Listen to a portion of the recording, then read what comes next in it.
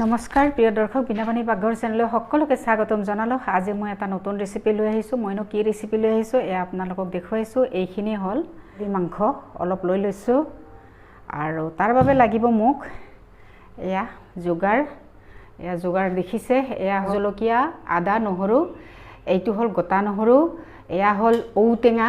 এয়া মই ঔটেঙা দি দিম। 4 পিচমান ঔটেঙা লৈ লৈছোঁ। তাৰপিছত বিলাহী অলপ কাটি লৈছোঁ, পিঁয়াজ, তাৰপিছত লৈছোঁ গৰম মছলা আৰু জিৰা ধনিয়াৰ পাউডাৰ। আহকচোন এতিয়া মই কেনেদৰে বনাওঁ আপোনালোকক দেখুৱাম। অতি সাধাৰণভাৱে মই বনাম।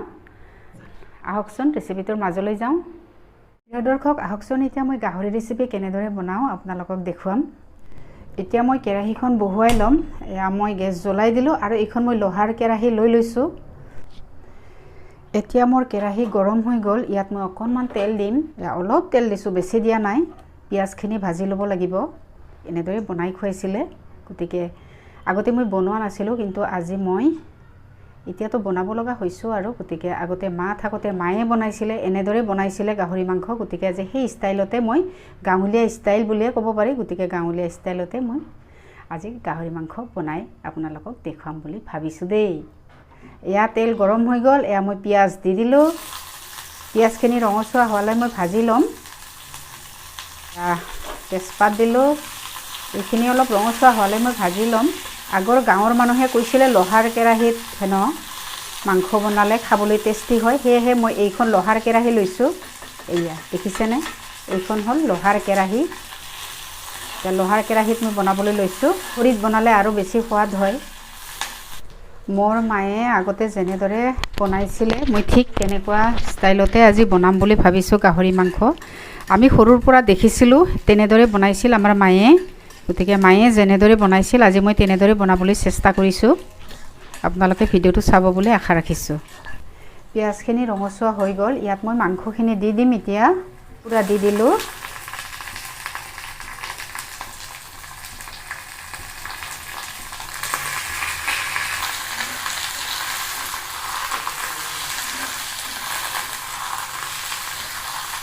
মই কিন্তু মাংসখিনি বইল কৰি লোৱা নাই। যদি ইচ্ছা কৰে 20% বইল কৰি ল'ব পাৰে, কিন্তু আমাৰ মাহঁতে আগতে বইল কৰি নলৈছিলে, এনেদৰে সিজাইছিলে। গতিকে ময়ো আজি ঠিক তেনেদৰেই বনাবলৈ লৈছোঁ।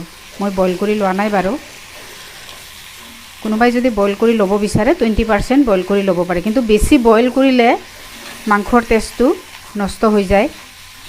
এয়া দিলোঁ মই হালধিৰ গুড়ি, মই নিমখ দিলোঁ। এয়া সোৱাদ অনুসৰি নিমখ আৰু দিলোঁ মই জিৰা ধনিয়াৰ পাউডাৰ। এয়া দি দিলোঁ। লৰাই দিম। গাঁৱলীয়া ষ্টাইলত বনোৱা গাহৰি মাংস। ইয়াত মই আলু ব্যৱহাৰ নকৰোঁ। আলুৰ সলনি মই ঔটেঙা, তাৰপিছত অলপ দিম বিলাহী, সৰু বিলাহী এটা দি দিম, আৰু তাৰপিছত গোটা নহৰু এটা দি দিম। আপোনালোকে চাই থাকিবচোন মই কেনেদৰে বনাই যাওঁ। অলপ কাটি ৰাখিছিলোঁ বিলাহী, এটা বিলাহী মই জগ কৰি দিলোঁ। বেছি দিয়া নাই, সৰু বিলাহী এটা সৰু সৰু কৰি কাটি লৈ এনেদৰে মই লগ কৰি দিলোঁ। অলপ মৰহি যাবলৈ দিম বিলাহী। চামুচ জোখৰ আদা, নহৰু আৰু শুকান জলকীয়াৰ পেষ্ট এয়া মই দি দিলোঁ 1 চামুচ জোখৰ। এইটো কালাৰটো ভাল হ'ব। এইটো মই পকা জলকীয়াৰ পেষ্ট বনাই লৈছোঁ। কাশ্মীৰী ৰেড চিলি পাউডাৰ নহয়, এয়া মই পিচি লোৱা হয়। যিহেতু পকা জলকীয়া, গতিকে ধুনীয়া এটা কালাৰ হৈছে। এনেদৰে ঢাকনিখন মাৰি মই 5 মিনিটৰ কাৰণে সিদ্ধ হ'বলৈ দিলোঁ। এতিয়া মই ল' ফ্লেমত এনেদৰে ভাজি ল'লোঁ। তাৰপিছত এতিয়া মই জগ কৰিম এয়া ঔটেঙা অলপ থেতেলিয়াই লৈছোঁ। মই এনেদৰে অলপ থেতেলিয়াই লৈছোঁ। এয়া 4 চকল ঔটেঙা মই দি দিম।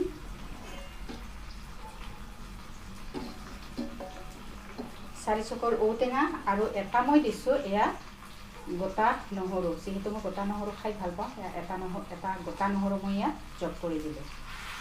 এতিয়া মই একদম ল' ফ্লেমত 5 মিনিটৰ কাৰণে হ'বলৈ দিম। ঢাকনি মাৰি দিলোঁ। প্ৰিয় দৰ্শক এতিয়া চাই লওঁ। 5 মিনিটৰ কাৰণে মই একদম ল' ফ্লেমত হ'বলৈ দিছোঁ।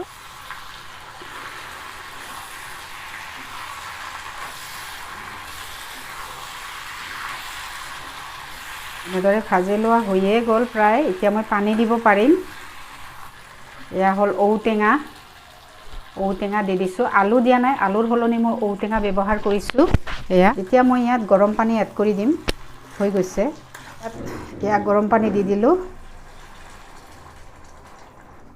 যেহেতু মই মাংসখিনি বইল কৰি লোৱা নাই গতিকে মই পানী অলপ বেছিকৈ দি সিদ্ধ হ'বলৈ দিম ভালদৰে এনেদৰে মই পানী দি ল'লোঁ এতিয়া মই ঢাকনি মাৰি সিদ্ধ হ'বলৈ দিম এতিয়া মই মিডিয়াম ফ্লেমত সিদ্ধ হ'বলৈ দিম এয়া চাওকচোন কি ধুনীয়াকৈ উতলি আছে আৰু এনেদৰে মই সিদ্ধ হ'বলৈ দিম চৌকাত বনাব পাৰিলেতো আৰু বহুত বেছিয়ে টেষ্টি হয় কিন্তু আমাৰ চৌকাৰ ব্যৱস্থা নাই কাৰণে গেছতে বনাইছোঁ কিন্তু লোহাৰ কেৰাহীত বনাইছোঁ আপোনালোকে চাবচোন মোৰ ৰেচিপিটো কেনেকুৱা হয় এতিয়া মই আকৌ মিডিয়াম ফ্লেমত ঢাকনি মাৰি মাংসখিনি ভালদৰে সিদ্ধ হ'বলৈ দিম এনেদৰে ঢাকনি মাৰি দিলোঁ প্ৰিয় দৰ্শক এয়া দেখিছেনে এয়া মোৰ মাংসৰ তৰকাৰী প্ৰায় হৈয়ে গৈছে প্ৰায় সিদ্ধ হৈ আহিছে যিহেতু মই অলপ গ্ৰেভি টাইপ কৰিম গতিকে হৈ গৈছে চাওকচোন কিমান ধুনীয়া কালাৰ হৈছে ইয়াত মই মাংসখিনি বইল কৰি লোৱা নাছিলোঁ গতিকে পানী অলপ বেছিকৈ দিয়া হৈছে আৰু ভালদৰে সিদ্ধ হ'বলৈ দিয়া হ'ল বইল কৰি নল'লে পানী অলপ বেছিকৈ দিব লাগে পানীৰ পৰিমাণটো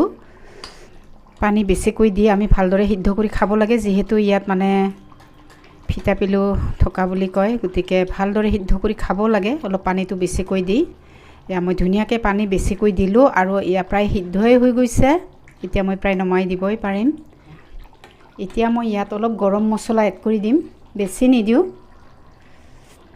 এক চিকুট গৰম মছলা দি দিছোঁ এতিয়া দি মই অলপ সময় হ'বলৈ দিম এতিয়া প্ৰায় নমাই দিবই পাৰিম ঔটেঙাৰ পিচ এয়া হ'ল নহৰু সকলোখিনি ধুনীয়াকৈ সিদ্ধ হৈ গৈছে আৰু এয়া হ'ল মাংস এয়া ধুনীয়াকৈ সিদ্ধই হৈ গৈছে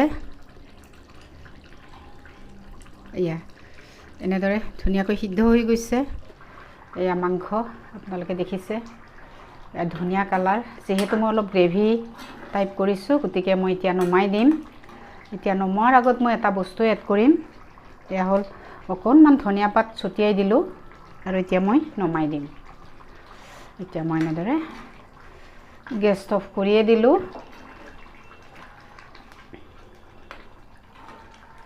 আপোনালোকে মোৰ ভিডিঅ'টো চাই কেনেকুৱা পালে জনাবলৈ নাপাহৰিব মোৰ ৰেচিপিটো চাই সকলোৱে জানে বনাব তথাপিও মইনো কেনেদৰে বনালোঁ সেইটো মই আপোনালোকৰ মাজত শ্বেয়াৰ কৰিলোঁ আপোনালোকে মোৰ এয়া গাহৰি মাংসৰ ৰেচিপিটো চাই কেনেকুৱা পালে জনাবলৈ নাপাহৰিব লগতে মোৰ চেনেল বিনাপানী পাকঘৰ ছাবস্ক্ৰাইব কৰিব বুলি মই আশা ৰাখিলোঁ এতিয়া যিহেতু লাহে লাহে গৰমৰ বতৰ আহিছে সেয়ে মই ঔটেঙা দুচকলমান দি দিছোঁ যিহেতু মানে গাহৰিত বহুত চৰ্বি থাকে গতিকে টেঙা দিলে অলপ চৰ্বিটো কাটি যাব গতিকে মই সেই কাৰণে এয়া গাহৰিৰ মাংসত মানে ঔটেঙা 4 চকল দি দিছোঁ এইটো ধুনীয়াকৈ চপি খাব পৰা যাব এয়া হৈ গ'ল মোৰ গাহৰি মাংসৰ ৰেচিপি প্ৰিয় দৰ্শক দেখিলেনে এয়া মোৰ গাহৰি মাংসৰ ৰেচিপি হৈ গ'ল অতি সাধাৰণভাৱে বনোৱা সঁচাকৈয়ে আপোনালোকে মোৰ ৰেচিপিটো চাই কেনেকুৱা পালে জনাবলৈ নাপাহৰিব অতি সাধাৰণভাৱে বনোৱা হৈছে বহুত বেছি মানে মছলা ব্যৱহাৰ কৰা নাই মাত্ৰ শুকান জলকীয়াৰ পেষ্ট মই দি দিছোঁ সেইটো কাৰণে কালাৰটো বহুত ধুনীয়া হৈছে ৰেড চিলি পাউডাৰো মই ব্যৱহাৰ কৰা নাই গতিকে ভিডিঅ'টো চাই কেনেকুৱা পালে জনাবলৈ নাপাহৰিব ভিডিঅ'টো চোৱাৰ বাবে বহুত বহুত ধন্যবাদ প্লিজ ভিডিঅ'টো যদি চাই ভাল পাইছে মোৰ চেনেল বিনাপানী পাকঘৰ ছাবস্ক্ৰাইব কৰিব বুলি মই আশা ৰাখিলোঁ পুনৰ লগ পাম আন এটি নতুন ৰেচিপিৰ সৈতে আজিলৈ আহিছোঁ নমস্কাৰ